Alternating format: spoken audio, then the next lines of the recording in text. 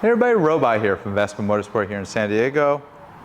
Well, the 946 is still around. It's been around for 10 years, so it's 2023.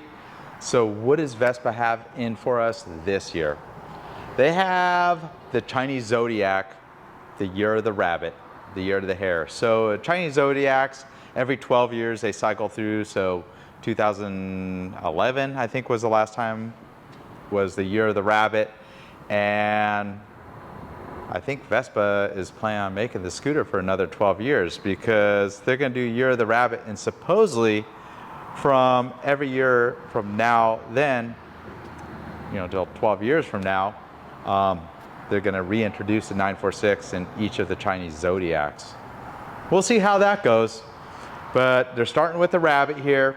They're going to make 1,000 of these for the entire United States. This unit that we have here at Vespa Motorsport is 223, and I'll talk about everything about the 946. I've covered the scooter exclusively in how it rides. It's very luxurious to ride, not all that fast, everybody knows that. Americans like fast stuff, but they're very nice to ride, but pretty much unchanged for the last 10 years that they've been making this scooter. So as you can see the color, and you see it in the camera, I don't know, I would say it's kind of like a pea green, definitely more on the yellow side. Love it or hate it, it's the color they chose. I do like the accents on this scooter, so pretty much all the trim pieces, whether it's the rack or the leg shield trim or the switchgear trim, hint hint, I wish I'd actually changed the switchgear trim on all the other models. It's all a very nice shade of a warm gunmetal, almost a bronze color, but not quite bronze. It obviously carries on to the mirrors, all the way down to the two-piece wheels that they have on the 946. Year of the bunny, year of the rabbit, year of the hare, however you call it, for the Chinese Zodiac. They got some decals, they're kind of orange, white, and black, of kind of a little fictional bunny character. If you don't like them, you can peel them right off, I'll tell you that. I got them on the rear, and they also carry on to the leg shield and a little bit onto the fender as well. You know, it's pretty cool. I know they got the ugly pod turn signals, but they do carry over the color, the painted colors onto the turn signals, even the American spec reflectors, and so on. At the quality that goes into the scooter is bar none, you know, way above all the other Vespas. These things are hand built in the factory in Pontedera, Italy. They're either 125s for most of the world, but North America we get the little bit larger 150cc motor, so that's a little bit different. And we get these ugly little pods that go along. At least they color keyed them. If you don't want these pods, here at scooterwest.com we do have all four of the European turn signals. You can certainly convert it to the Euro spec pretty easily. Just a couple wire splices and you can change it right over. Moving on to the seat, a pretty simple seat design. This passenger pillion seat does unbolt. That's a cast aluminum piece. It's pretty solid and thick. You can see it's kind of a black vinyl, and they got an algahide kind of finish, and they got like a real dark gray stitching. It's a little bit different style of stitching that I've seen on the prior years of 946, and carried onto the grips as well. They have hand stitched grips as well. It's pretty neat. Same basic instrumentation. Like I said, pretty much nothing's changed mechanically with this scooter. Still got the pretty cool looking key with the little 946, little basic fob. It's just a regular key, which is almost a refresh. You know, refreshing to find, you know, after using some of the keyless systems on many of the two-wheelers. So another little claim to fame, like I said earlier, 10-year anniversary for the 946. I remember in 2013, it was pretty exciting unboxing those, I think it was 10 946s that we got here at Vespa Motorsport back in 2000, I think it was late 2013 when we received them. They were both in white and black as the two colors that they had available.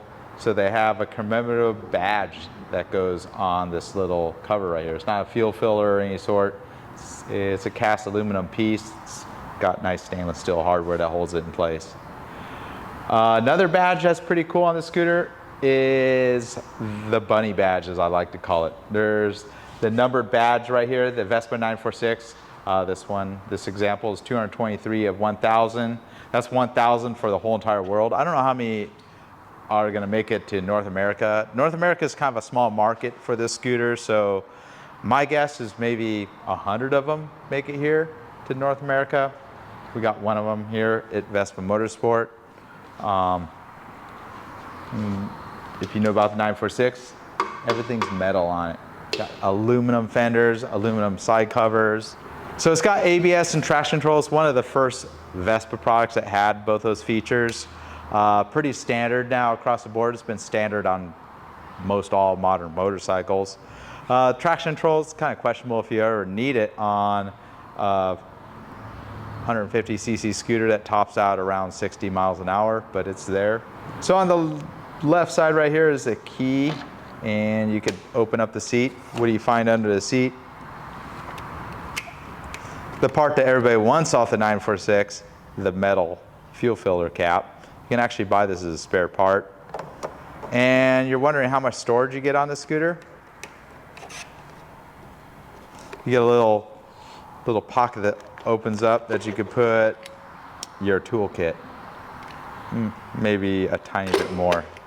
That's up to you, if whatever else you want to put under here. So, but just to show you, it does have a little dampener that opens the seat. You don't even find that on a $10,000 GTS. So guess what? The price on this 946, it comes in at a bargain compared to the Christian Dior at nearly $23,000.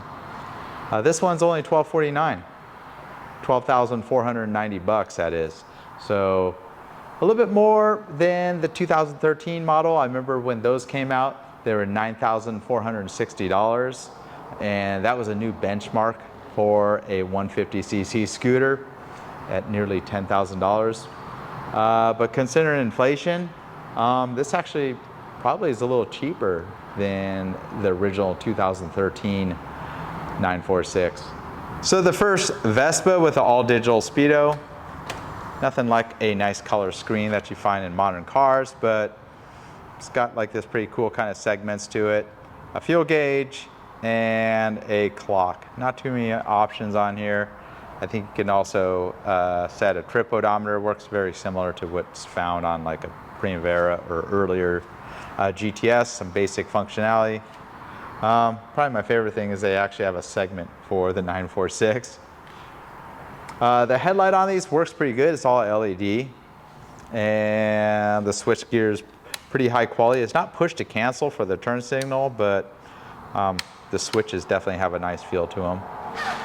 And for the horn, you just got the little basic beeper that you find on most Vespas. And on the right side, you got a mode switch that goes between trip odometer, sets your clock, the start, and let me start up. Sounds like a 150cc Vespa.